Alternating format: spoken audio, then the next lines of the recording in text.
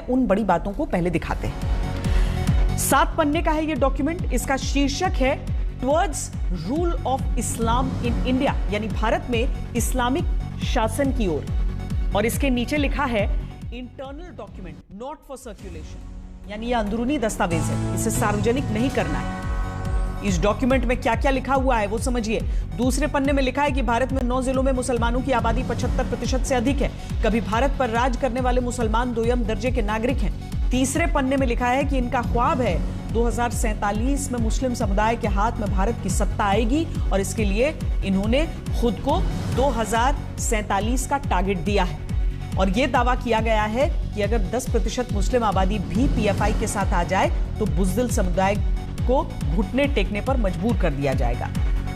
और भारत में इस्लामिक सत्ता स्थापित करने के लिए 4 चरण की प्लानिंग बताई गई।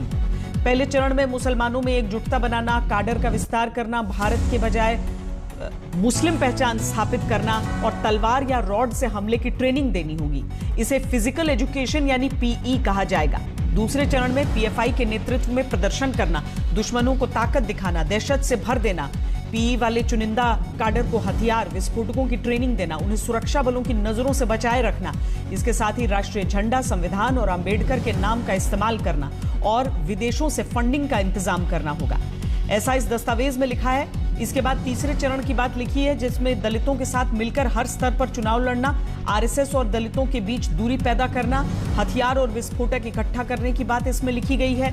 चौथे चरण में पीएफआई मुस्लिम समुदाय का एकमात्र नेतृत्व होगा, दूसरे मुस्लिम संगठन दरकिनार कर दिए जाएंगे। तब तक 50% दलित पिछड़ा जनजाति वोट बैंक साथ आ जाएगा, पार्टी राष्ट्रीय स्तर पर सत्ता में आ जाएगी।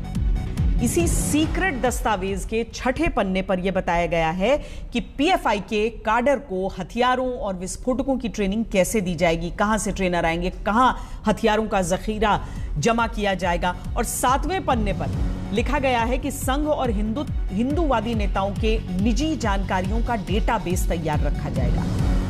और सबसे आखिरी पन्ने में बाहरी मदद का जिक्र किया गया है। इसी में लिखा गया है कि अगर भारत से युद्ध की बारी आई और काडर कम पड़े तो तुर्की जैसे इस्लामी देश से मदद ली जाएगी।